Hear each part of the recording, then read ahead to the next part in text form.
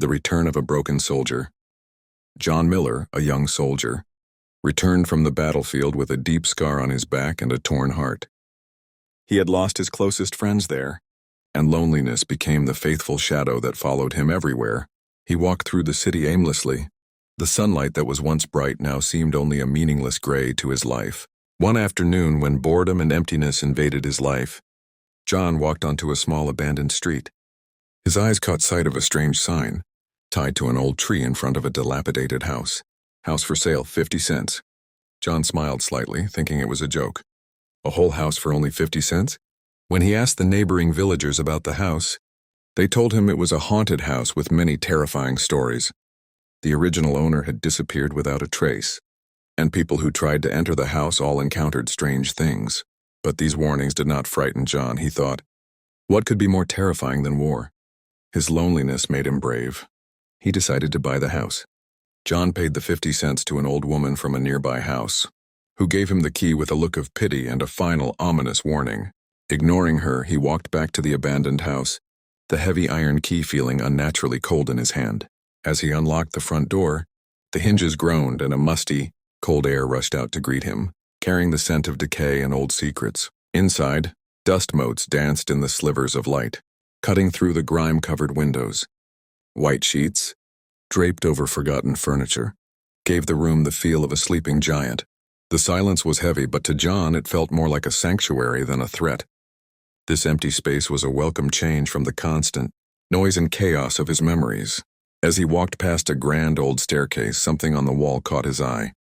Tucked behind a peeling section of wallpaper was a small folded piece of paper. He carefully pulled it out and unfolded it. The handwriting was elegant and deliberate, yet shaky, as if written in a hurry. The note read, "If you have found this letter, then you are a brave soul who dared to enter this house. This house holds a secret that only someone with a broken heart can solve. Under the first step of the stairs, you will find a key." John's heart, which had been dormant for so long, began to beat with a strange mix of fear and excitement. The words spoke directly to his pain, a pain he thought no one could understand. He knelt down and, just as the note described, found a small wooden box hidden beneath the first step. Inside lay a strange, ornate key unlike any he had ever seen. Clutching the strange key, John stood up, his eyes scanning the dusty room.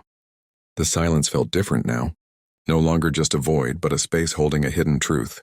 He walked slowly, his boots crunching on the dusty floorboards, looking for a lock that matched the key's unique shape. He finally reached a dark corner of the living room, where a large, ornate rug was thrown haphazardly over a section of the floor. As he moved it aside, he saw a small trapdoor, its wood dark with age and its hinges rusted. At the center of the door was a lock, its design a perfect match for the key in his hand. He inserted the key and twisted. The lock clicked, a sharp metallic sound that echoed in the quiet house.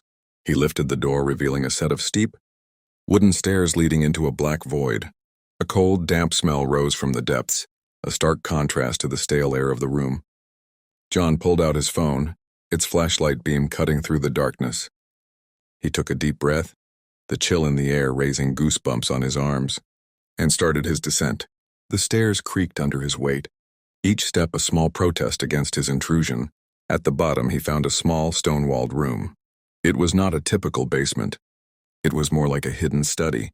Shelves lined the walls, filled with old books and handwritten journals. A wooden desk sat in the center, and on it a single open journal. John's flashlight beam settled on the last entry. The ink faded with time. "I have created a machine," the entry began. "It allows me to escape this world of suffering and sorrow. It is a door to another place, a place without war, without pain. But I cannot return. You who have found this must be careful. It can take you to a place of no return." John's mind raced as he reread the journal entry. A machine. A door to another world. He moved from the desk, his flashlight beam sweeping across the dimly lit room. He saw no magical portal or strange-looking device. All he saw were shelves of books, dusty papers, and old scientific equipment he didn't recognize. His eyes finally fell on a large, peculiar object covered by a dark canvas sheet in the far corner of the room. Curiosity overriding his fear, he walked toward it, his hand trembling as he reached out to pull the cover away.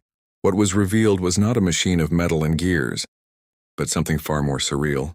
It was a massive arching frame made of an unknown, obsidian-like material. holding a pane of glass that shimmered with an ethereal, swirling blue light. The light pulsed softly as if alive, casting strange shadows on the stone walls. It hummed with a low, resonant frequency that vibrated through the floor and into his very bones. John felt a powerful draw toward the shimmering glass. The light seemed to beckon him, promising an escape from his tormented memories, a final, peaceful rest. He thought of his fallen comrades, their faces vivid in his mind. Could this machine truly take him to a world where they were still alive? Or maybe a world where he could have saved them? He placed his hand on the smooth, cool surface of the frame. The humming intensified and the blue light brightened. A silent, powerful invitation. He took a deep, shaky breath, his mind torn between the rational world he knew and the impossible hope this machine offered. John's hand trembled as he reached out, the impossible hope of a new life overwhelming his fear. As his fingers made contact with the shimmering glass, the machine hummed to life with a powerful low thrum. The blue light flared, enveloping him in a warm, gentle glow.